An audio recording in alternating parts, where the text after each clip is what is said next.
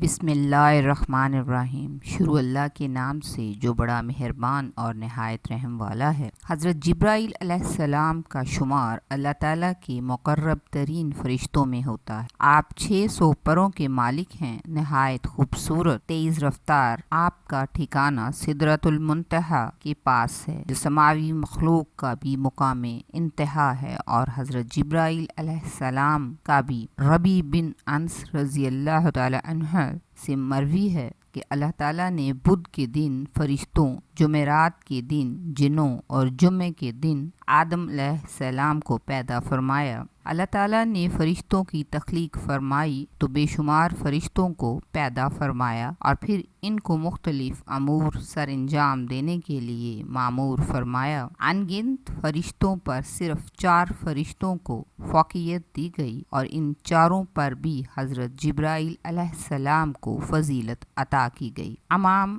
ابن کثیر رحمۃ اللہ نے قرآن پاک کی ایک آیت کی روح سے نقل کیا ہے کہ دوسرے فرشتوں سے قبل حضرت جبرائیل علیہ السلام کا نام لیا جاتا۔ اس بات کی دلیل ہے کہ یہ جملہ ملائکہ میں اعظم و افضل ہیں۔ منقول ہے کہ حضرت محمد صلی اللہ علیہ وآلہ وسلم نے ایک مرتبہ حضرت جبرائیل علیہ السلام سے دریافت فرمایا، کیا کبھی آسمان سے مشقت کے ساتھ بڑی جلدی اور فوراً زمین پر اترنا پڑا ہے؟ اس پر حضرت جبرائیل علیہ السلام نے جواب دیا، ہاں یا رسول اللہ صلی اللہ علیہ وآلہ وسلم، 4 مرتبہ ایسا ہوا کہ مجھے فوراً زمین پر آنا پڑا۔ پہلی بار کہ جب حضرت ابراہیم خلیل اللہ علیہ السلام کو آگ میں ڈالا جانے لگا تو میں اس وقت عرش الہی کے نیچے تھا۔ مجھے حکم ہوا کہ ابراہیم علیہ السلام کی آگ میں پہنچنے سے پہلے ان کے پاس حاضر ہو جاؤ۔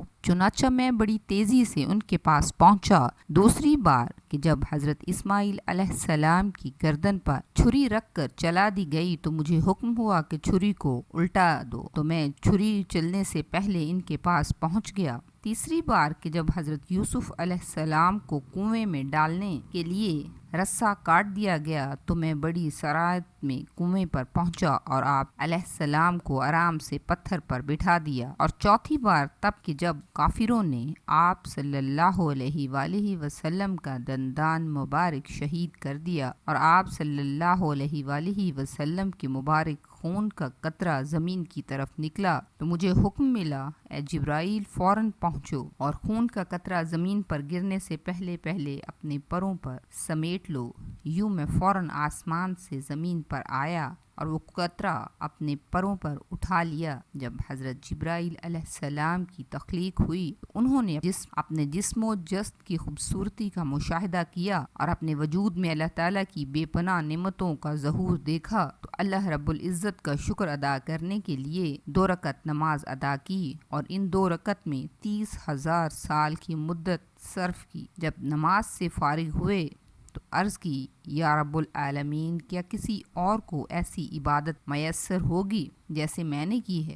تو ارشاد باری تعالیٰ ہوا، اے جبرائیل علیہ السلام، اپنے آخری نبی حضرت محمد صلی اللہ علیہ وآلہ وسلم کے دور میں اپنی خالقیت سے ایسے گروہ کی تخلیق کروں گا جو 2 رکعت نماز بہت ہی کم وقت میں اور بہت سی کمزوریوں کوتاہیوں کے ساتھ ادا کریں گے، اور ان 2 رکعت کا ثواب تیری اس نماز پر فوقیت حاصل کرے گا۔ حضرت جبرائیل علیہ السلام نے عرض کیا، یا رب العالمین، اللہ تعالیٰ نے فرمایا، اے جبرائیل، تو کیوں کر عبادت و ریاضت نہ کرے گا اور اطاعت کا بار اپنی گردن پر نہ رکھے گا، کیونکہ فراغت اور عافیت تمہارا شعار اور امتیاز ہے، اور کوئی ایسا امر معنی نہیں ہے جو تمہیں ہماری خدمت سے باز رکھے اور تمہاری توجہ میری ذات سے جائے۔ چنانچہ اس کے بعد حضرت جبرائیل علیہ السلام کو خصوصی انعام و اکرام سے نوازتے ہوئے اپنے اور انبیاء مرسلین کے درمیان پیغام رسانی کے لیے منتخب فرما لیا گیا۔ اور یوں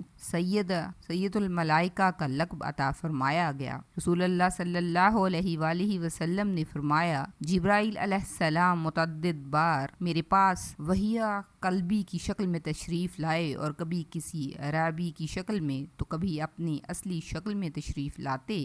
آپ صلی اللہ علیہ وآلہ وسلم نے فرمایا، میں نے 2 بار جبرائیل علیہ السلام کے پر یعنی پنکھ ملاحظہ فرمائے، ایک بار تو زمین پر اور دوسری بار شب معراج کی رات سدرۃ المنتہا پر۔ یہ مشرق سے مغرب تک پھیلے ہوئے تھے۔